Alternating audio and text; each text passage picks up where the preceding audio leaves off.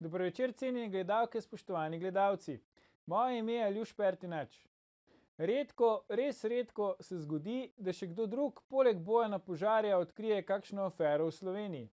Ampak pravo vprašanje ni, zakaj Bojan ne odkrije vseh afer, temveč zakaj vsi ostali mediji ne odkrijejo skoraj nobene. Odgovor ve Bojan in odgovor vemo mi. Vi pa gledate 116. oddajo 3. sezone Faktor na TV3, Resnica boli, komentarji še bolj in Smrt sovražnemu govoru, svoboda narodu. Danes bomo za vas komentirali vladina črna sreda, od mask na gumice preko kršenja lastnih odlokov do odstopljenega Breznika. Analiziramo črno sredo za vlado. Kakšne posledice lahko ima včerajšnje dogajanje za vlado Janeza Janše, nam bosta povedala naša stalna komentatorja, magister Sebastijan Jeretič in Marko Pavlišič. Toplo pozdravljena. Sebastijan, ti si minister za notranje zadeve, jaz sem tvoj državni sekretar in ti 12 dni ne povem, da me je ustavila policija, ko sem vozil prehitro in napihal. Kaj narediš? Odstavim državnega sekretarja, oziroma sprejmem njegov odstop, kar je tudi naredil. Ne? To je bil res velik kiks, glede na to, da gre za zelo izkušene ljudi, je to še toliko težje razumljivo. Ne? Zdaj, ta vlada igra najtežjo politično tekmo do zdaj verjetno. Igra v najhujšem političnem kontekstu, ki se je kdaj dogajal, pa ne mislim samo na epidemijo, ki je sama po sebi družbeni izziv, ampak predvsem na izjemno sovražnost v političnem in medijskem prostoru, ki se kaže ves ta čas. In zdaj to seveda v ničemer ne zmanjša teže včerajšnjih napak, ampak ravno nasprotno. Ravno zaradi tega konteksta so te včerajšnje napake še toliko težje, ker bi se vsi morali zavedati, da bo že to, da nimajo kravate dobro zavezane, recimo sprovociralo medije. In zaradi tega bi morali seveda dosti bolj kot običajno v nekih normalnih razmerah vsi vpleteni res paziti na vsako potezo, ki jo naredijo. No? Se strinjava verjetno, Sebastijan, ne, da v takem primeru, če se to zgodi tebi, meni, komorkoli že, takoj pokličeš ministra in verjetno še predsednika vlade, ki je hkrati predsednik tvoje stranke. Ne čakaš 12 dni, da ga vidiš v živo ali kako že. Zagotovo, jaz mislim, da bi to moral v isti moment narediti. Meni je žal za gospoda Breznika, ga štejem za enega boljših poslancev SDS-a, ampak to napako je moral plačati ne samo s tem odstopom. Jaz mislim celo, da bi za njega in za stranko bilo dobro, da odstopi tudi kot poslanec, pa čez 2 leti ponovno kandidira in dobi nov mandat, ker bi s tem razbremenil in sebe in stranko stalnih napadov, ki jih bo zagotovo doživljal v državnem zboru. Ne? Ja, bomo videli, kakšne bodo naslednje poteze. Marko, si državni sekretar za notranje zadeve in greš med službenim časom v firmo Derby Banane se dogovarjati za donacije za tvojo občino. In zrihtam donacijo v obliki ne vem koliko kilogramov čebule in par kilogramov banan in sem potem ponosen na to, ne vem. Pa zvrneš 2 ostra? Po pravici povedano tega ne razumem najbolje. Absolutno to ne dosega nekih minimalnih standardov higiene, da državni sekretar notranjega ministra hodi v podjetje, kjer smo, mislim, da pred 1 mesecem ali 2 meseci poročali o tem, da so v preiskavi glede nekih sumljivih poslov iz južnoameriških držav, če se prav spomnim. Tako da to je samo po sebi problematično. Medtem ko to, da pač so zvrnili par kozarcev ne vem česa in da so ga dobili pijanega za volanom, sicer ni lepo, daleč od tega, ne. Je pa to vseeno neko prekršek, ki se lahko zgodi marsikomu. Ne želim tega opravičevati na noben način. Se mi zdi prav, da je ponudil odstop in prav se mi zdi, da je bil ta odstop sprejet. Zdaj, glede odstopa z mesta poslanca, je pa to njegova v bistvu etična odločitev, kako se bo odločil. Zavedati se moramo, da so poslanci vseeno predstavniki ljudstva, ne? In recimo, če bi imeli v parlamentu stranko pivcev piva, ne, bi bil verjetno takšen kandidat njihov svetov zgled.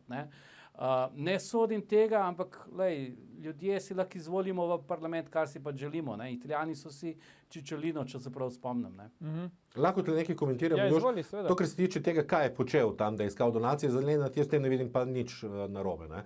Politiki so politiki cel dan.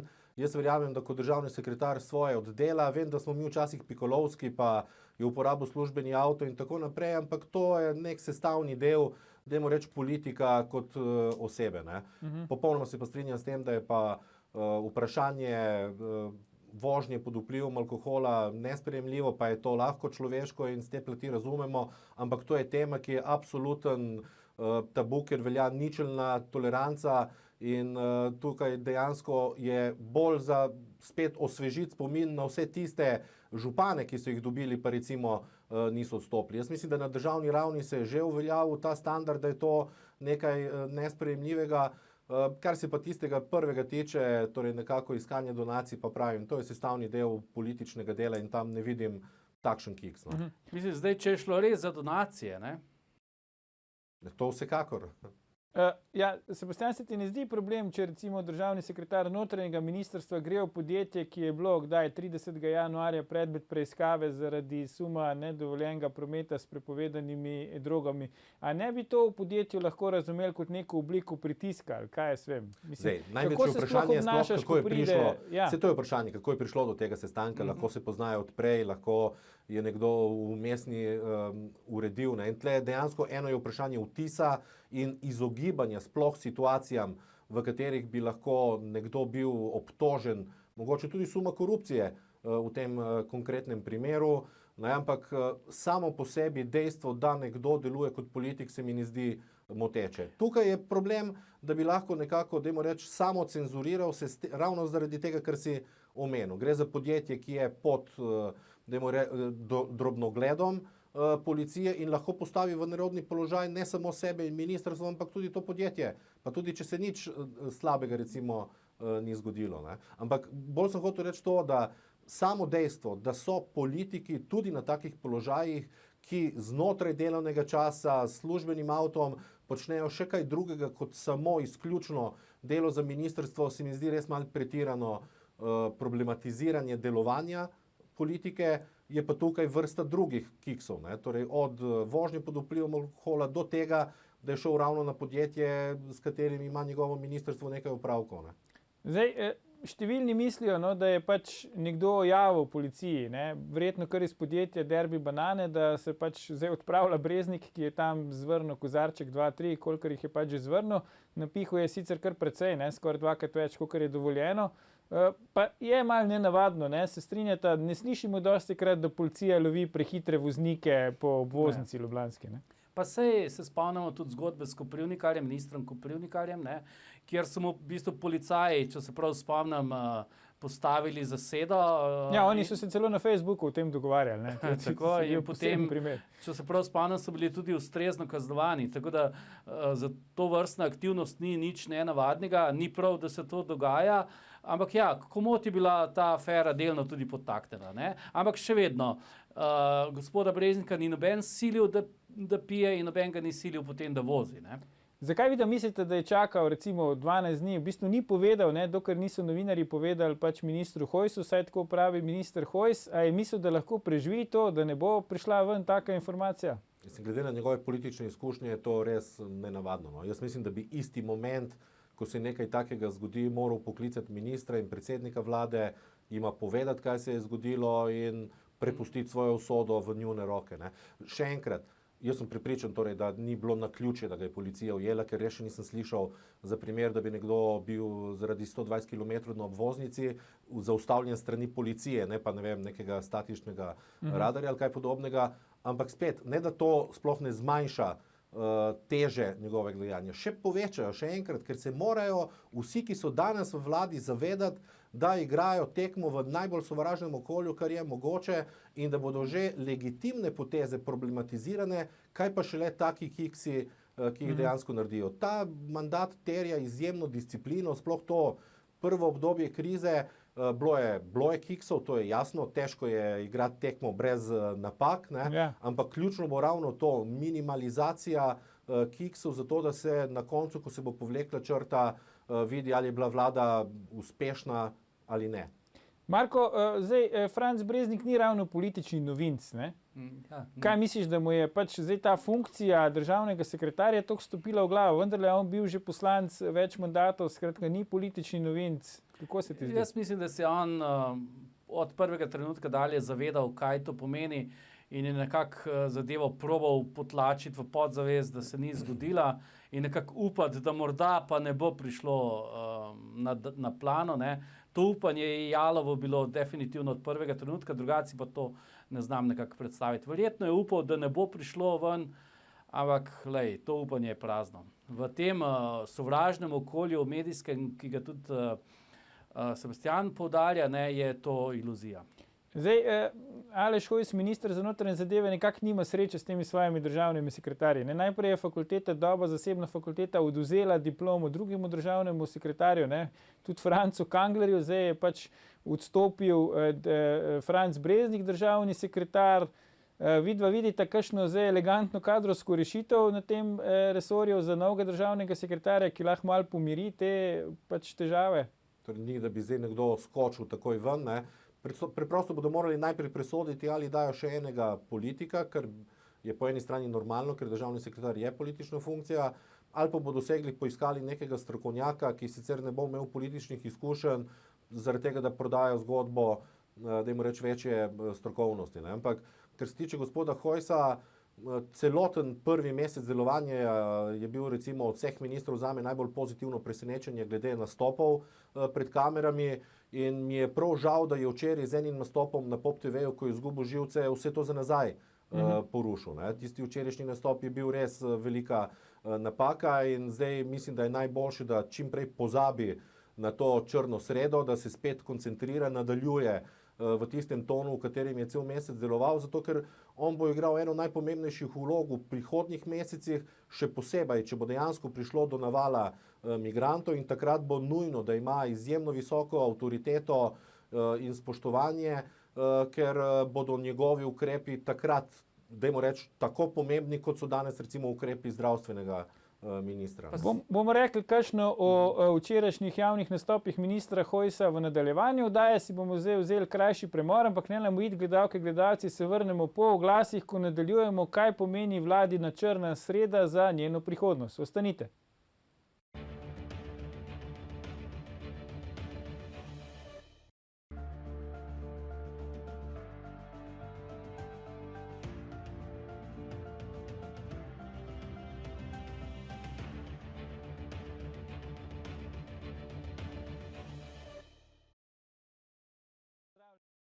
Vedno Sebastian Jeretič in Marko Pavlišič, pogovarjamo pa se o vladini črni sredi.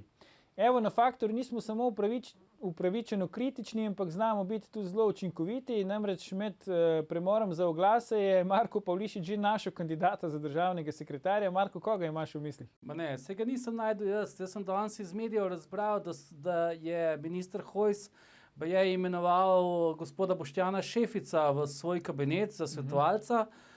Če se prav spomnim, in to je samo korak do tega, da ga lahko imenuje za državnega sekretarja. Ne. Zdaj, gospod Šefica se spomnimo iz časov begunske krize, kjer je v bistvu nadomeščal takratno ministrico, če se prav spomnim. Mislim pa, da je bil državni sekretar tudi že v vladi predtem. Ne. Se pravi, ima izkušnje, je strokovna oseba, tako da se ponuja rešitev kar sama po sebi. Ne. Sebastian, kako bi bolj desni del stranke SDS ali pa političnega prostora sprejel to, da bi zdaj na mesto Franca Breznika Boštjan Šefic postal državni sekretar? Že zdaj vemo, ko se baje ukvarja z azilno zakonodajo, to v tem delu političnega prostora ni naletelo na najbolj pozitivno odmev. Torej, že to, da je bil imenovan v kabinet, je dejansko razburilo en del desnega političnega prostora. Ne. Sej ta vlada ima težavo, ker mora balansirati med svojim desnim krilom in poskusom, da se javnosti predstavi kot povezovalna, in to seveda ni lahko delo, še posebej zato, ker nima navijačev, dajmo reči, v mediji med opinion makerji, ampak ravno nasprotno. Ima najhujši, najbolj kritični kontekst, v katerem je kdaj kakšna politika delovala. Ne.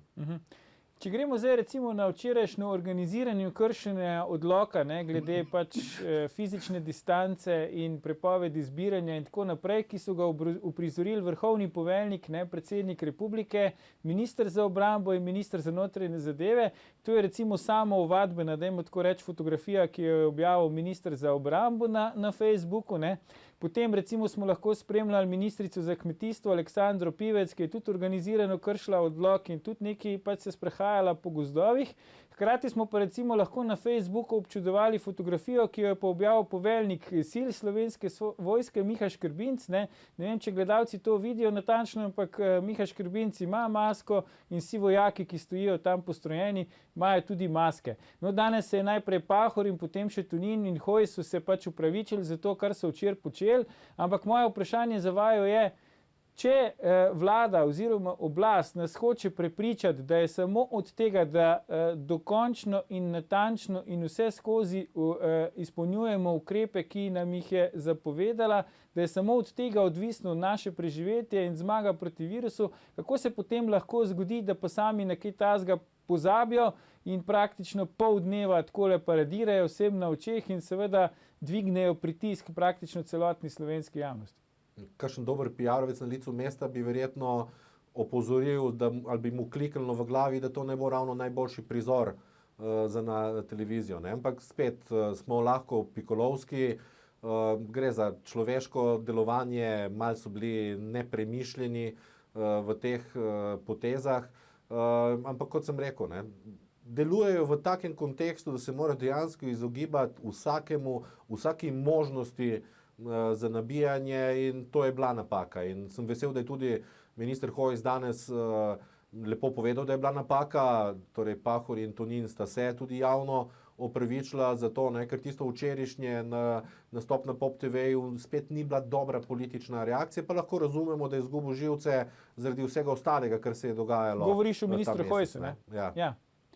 Zdaj, Marko, minister Hojs je včeraj pač najprej, kot prav Sebastian je rekel, tudi novinarji, ne, tudi vi niste narazni in tako naprej, ampak vseeno, ne, zdaj pač ti si bil poslanec državnega zbora, marsikaj veš v slovenski politiki, pa zakaj recimo, če vse to vedo, morajo vedeti, kar pravi recimo Sebastian, v kakih razmerah so na funkcijah, zakaj ljudje, ki so na funkcijah, pač potem pozabijo, da so na funkciji in mislijo, da gre za neko 1-na-1 zdaj besedno obračunavanje tu na cesti sosed sosedov. Zdaj, ena od prvih lekcij, ki so jih meni razložili, je, da se z novinarji enostavno ne krega. Ne? Ker to se nikoli ne bo končalo v dobro pač politika. Namreč novinar ima zadnjo besedo, vsi jo lahko vzame, lahko komentira tudi brez njega in to se ne more dobro končati za politika. Tako da ne vem, zakaj se je spustil na ta nivo. Dejstvo je, da tukaj so se streljali v koleno, so naredili napako, danes so to lepo priznali, se upravičili. Upam, da bo to zaleglo in da bojo v prihodnje ravnali pametneje. Ne? Ker nikakor ne gre, da ti po eni strani ljudem predpisuješ neke ukrepe, hkrati se jih pa sam ne držiš. S tem izkazuješ dvoličnost in to ljudje ne pozabijo in to še dodatno boli. Še posebej, ker zdaj po 4-5 tednih karantene smo že vsi nekako počasi malenko živčni na tem in to še pač dodatno udari. Ne? Lahko le dodam, izvoli, lahko moraliziramo in pametujemo. Ne? Težko je držati koncentracijo cele dneve v takih segmentih in gre za človeške napake, ampak kot je rekel Marko, bistveno je, da potem daš glavo dol, priznaš napako in se enostavno opravičiš. Ne? Kar se pa tiče odnosa do novinarjev, se pa ne strinjam popolnoma. Ne? To bi veljalo, če bi imeli zrele, korektne novinarje. Ko imaš novinarje, ki so sovražno politično nastrojeni proti tebi, je včasih tudi jasno povedati, zaradi tega, da vsaj neutralna publika ve, da to ni neutralen novinar. Ne? In tudi tisto kreganje, recimo, jasno je, da bi strateško bilo dosti pametneje, da bi čisto vsi ugasnili Twitter, kar se politike tiče. Po drugi strani je pa to lahko tudi nek psihološki ventil, ki ne škoduje, dajmo reči, vtisu vlade v širši javnosti, ne? Zaradi tega, ker tisti, ki smo na Twitterju, imamo verjetno malo popačeno sliko interpretacije te vlade. Zdaj, kako javnost dojema vlado Janeza Janše, bomo verjetno videli šele v naslednjih tednih, ko bo nekaj več raziskav javnega mnenja. Ampak že tista, ki je bila prejšnji teden, je pokazala pa nekaj izjemnega. Ne?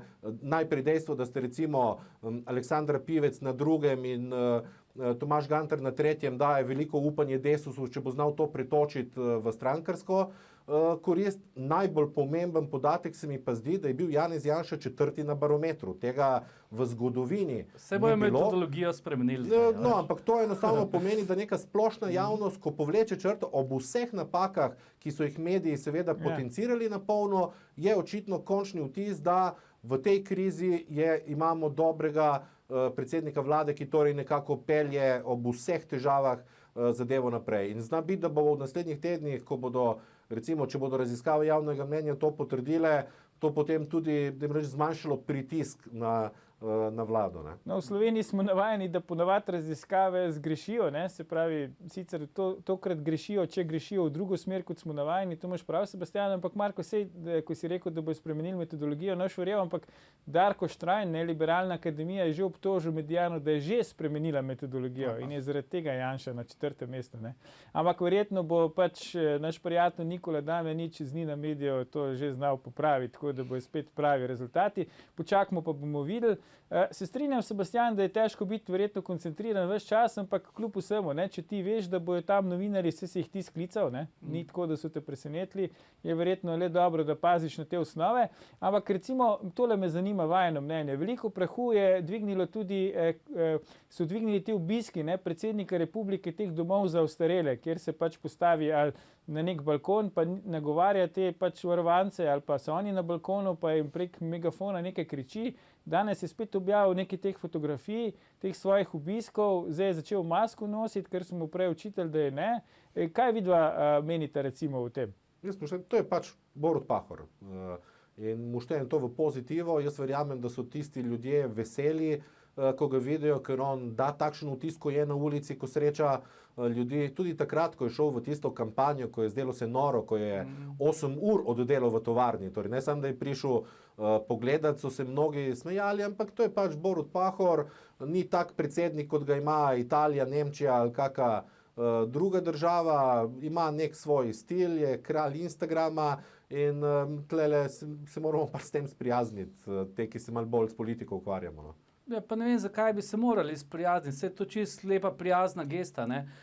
Tudi kralji obiščejo svoje podanike, papež gre pogledat svoje očice, Tito je ne nazadnje okoli hodil in pač, da so mu lahko mahali, in gospod Pahor pač hodi naokoli in pač bodri po svojih najboljših močeh tako ljudi, kot sem prav zaznal tudi angleško kraljico in španskega kralja, ne. Je ravno tako bodril za svojim Instagram nastopom. Ja, on je res pozitivc, ampak Marko, zakaj misliš potem, da recimo en del javnosti pa tako razburja te Pahorjeve poteze? En del javnosti razburja vse, kar bo naredil Pahor, drugi del javnosti vse, kar bo Janša naredil, tretji del javnosti pa vse, kar bomo mi tukaj povedali, ne, tako da, a veš, ne bi se preveč ozirali glede tega. Zaradi prihodnosti naše oddaje upam, da je ta tretji del najmanjši, da sta ona dva večja. Ampak pojmo naprej, zdaj pa tema, ki je v bistvu ves čas celo to epidemijo že na dnevnem redu, so pa seveda pač maske, oziroma ta nesrečen zaščitni material. Zdaj, zadnji problem teh mask so takele maske, se moram povedati, mi smo jih dobili v naši občini, nam jih je občina pač prijazno poslala na dom.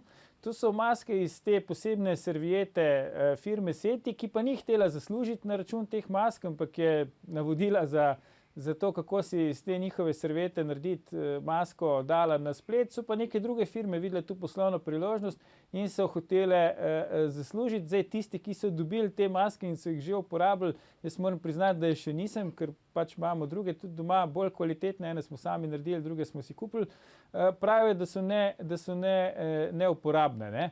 Kaj vidva recimo mislita o zgodbi s temi maskami na gumico? A gre pritrditi temu, kar recimo tvita minister za gospodarstvo Zdravko Počivalšek, da fuj in fej, da kritiziramo domačo obrt, ki te super duper svoje kapacitete proizvodne namenja za proizvodno takih super duper mask, kar je recimo pohvalil tudi uradni govorec vlade Jelko Kacin. Tako se dela, Po drugi strani pa je že prišlo zanikanje te izjave ministra Počivalška, On je namreč tudi rekel, da je v Univerzitetni klinični center Ljubljana vse te maske stestiral, pa rekel, da so v redu. No, včeraj so pač tvitnili iz uradnega Twitter računa Univerzitetnega kliničnega centra, da teh mask oni niso preverjali. Kaj pravite na vse to? Glej, ob vseh milijonih mask, ki so v obtoku, je jasno, da je določen odstotek škarta vmes. Temu se je nemogoče izogniti.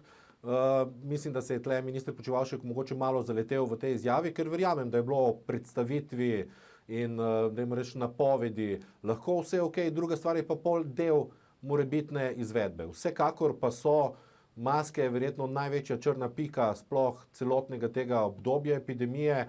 Jaz mislim, da je zelo dobro tudi za Počivalška in za Tonina, da bo parlamentarna preiskovalna komisija pregledala celoten ta postopek, ker boste tam imela priložnost tudi razložiti, kakšna je sploh bila njuna vloga kot ministri, ne? Ker javnost ima vtis, da oni naročajo posamezno masko, da oni pišejo pogodbe ali kaj podobnega, ne? Kar seveda ni res. Res pa je, da tudi sami omogočajo ta vtis s tem, da se malo preveč slikajo v skladišču. Ne, jaz razumem, ko je prišel prvi kontingent, torej ko je prišla prva pošiljka, se poslikaš, to objaviš. Mislim pa, da je tisto nadaljevanje bilo tudi za vse te politike malo kontraproduktivno. Še posebej po tistem, ko maske več niso bile tako velik problem, kot so bile recimo prvi in drugi teden. Ne. Vsekakor bo to zgodba, ki se bo vlekla še mogoče celo leta in leta s kakšno preiskovalno komisijo in dobro bi bilo, da se zadeva popolnoma razčisti, če ne bomo spet desetletje poslušali o nekih vojnih dobičkarjih in nekih domnevnih aferah in brez jasnega razčiščevanja te zgodbe bo vedno ostala neka senca na temu. Ne? Aljuša, te lahko prosim, da si jo vmes, ko jaz govorim, daš gor, pa da vidim, če to deluje ali ne deluje. Ne? Če bi znal, bi jo dal. Namreč, ne vem, če če znam. Ne. To prvič videl na sliko, ne vem, kje je bilo na Financah ali kje, ne, je bila moja reakcija, Mislim, če je to vredno, ne vem, 0,7 ali 0,8 evra in da to ne more biti res. Jaz sem enostavno verjel, da je to fake news. Zdaj vidim, da fake news ni, ker si ti to prinesel. Takole brez gumice, z gumico pa ne znam, priznam. No in jaz bom rekel, da če je to minister Počivalšek prevzel in plačal, potem ima predsednik vlade en zelo, zelo resen problem.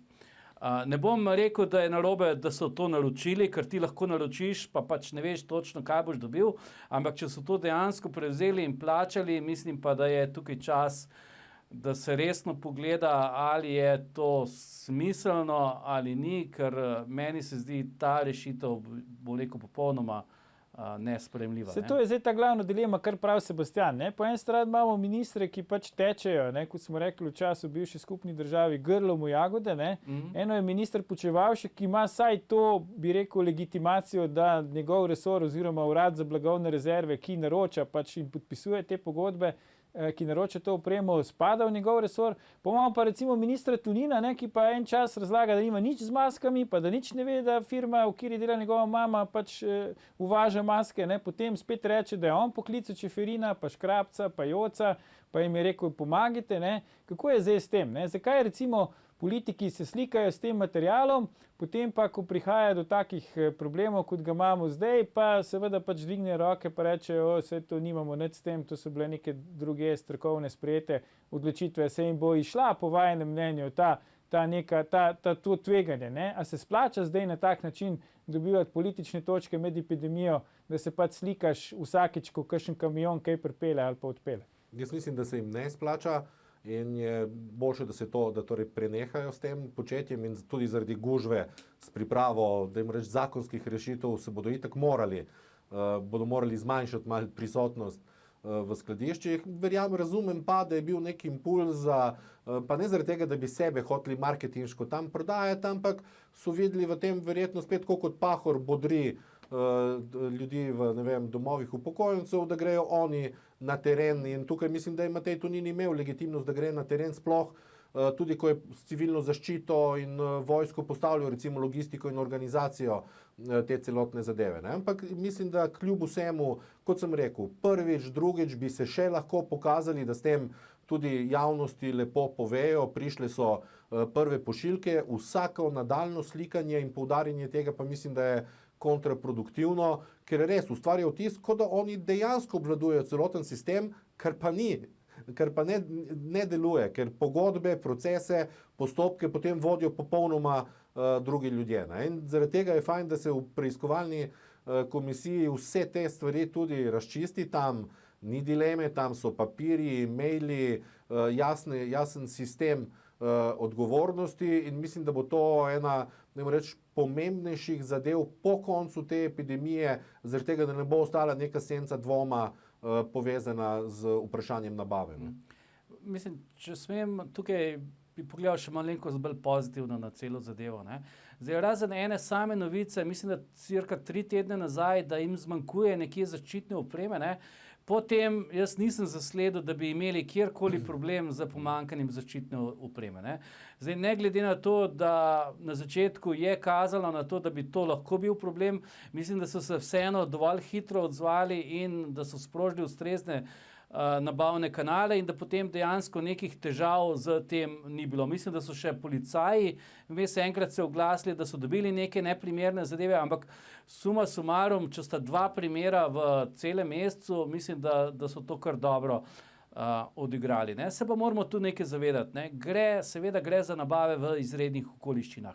Tukaj bo določen material preplačan. Tukaj bojo določene transportne storitve preplačane. Tukaj sploh ni dvoma, ker nabavljati v času izrednih okoliščin, ko ne veš, pač zagrabiš to, kar imaš. Ne? Kje pa je tista rdeča črta, ki pa s tem ne sme biti prestopljena, je pa ali bo imel kakšen politik kaj finančnega, bo nek finančno ugodnost glede tega. To je pa rdeča črta, ki jo ne smejo nikakor prestopiti in če to komorkoli dokaže, mislim, da se mu mora tudi to ustrezno poznati. Jaz mislim, da sta 2 vidika tu pomembna. Ne? Eden je pač ta vidik, ali se sploh po koncu epidemije, ne, ko ni več epidemije, se pravi, če se da s tistimi standardi, po tistih standardih upravičiti to, kar se dogaja med samo epidemijo. Jaz mislim, da nas izkušnje kažejo tudi od prej, recimo od vojne za osamosvojitev, če hočete, ali pa trgovine z orožjem, da se ne da. Ne? In drugo, kar se mi zdi pomembno, je pa to, ne? Strinjam se, pač seveda to so neke izredne razmere, ne? Ampak izredne razmere ne narekujejo, recimo, da vlada dolgo časa komunicira, da kupuje prek posrednikov, ker ji tako narekuje zakonodaja, potem se pa izkaže, da je zakonodaja tega ne narekuje. Ne? Izredne razmere ne zahtevajo, da eden dobavitelj pač razlaga urbi et orbi, kako ne bo zaslužil niti centa, ne? Potem pa ugotovimo, da vlada lahko plača avion, ne vem, 5-krat, 6-krat manj, kakor ga je plačal recimo on in to v istem času iz iste Kitajske. Ne? Skratka, zdi se, da ne gre samo za to, da so izredne razmere, ampak da poskušajo posamezniki tukaj zaslužiti kaj, oziroma da se pač tisti, ki so na funkcijah, do tega premalo odgovorno obnašajo. Kaj pravite? Absolutno najprej strinjam se s tem, kar je prej povedal Marko. Torej, ob tem, da smo v epidemijo vstopili s praznimi skladišči, je dejansko vlada uredila ob vseh težavah in ob res norem momentu, da so zadeve zdaj rešene. Ne? To, kar si pa rekel prej, je pa ključno. Jaz mislim, da bi bolj, kot da so ministri v skladiščih čakali na te škatle, bi bilo boljše, da so v pisarni gledali pod prste tistim birokratom, ki so vodili vse te postopke, še posebej zaradi tega, ker so krožile res hude zgodbe o raznih akterjih, igravcih od starih obveščevalnih služb naprej, ki so seveda videli tukaj neko svojo priložnost za nek zaslužek. Ne? In tudi precej je bilo zmede, najprej glede samega sistema, potem pa glede komunikacije. Imamo 2 ministra, ki se očitno tudi med sabo nista utegnila uskladiti z informacijami in ste potem govorila recimo različne zgodbe, pa jih čez par dni uskladili. In mislim, da je to tudi razlog za tisto, kar si prej vprašal. Zakaj en dan rečejo tako, drug dan drugače? Jaz mislim, da enostavno niso imeli časa, da bi se detaljno informirali. Verjetno so jim službe rekle, to se ne da, in so verjeli službam, glej, po zakonodaji se ne da. Potem so jim razložili, da je manjše tveganje, da preplačaš, zaradi tega, ker plačaš samo po dobavi. Zamisli si pa afero, da bi ministrstvo dalo predplačilo 10 milijonov in da pol teh mask res od nikoder ne bi bilo in bi tisti ljudje kar zginili s tistim denarjem. Tako da tle je bila res zapletena situacija. Izbrali so eno, ki je mogoče malo dražja, ampak bolj varna.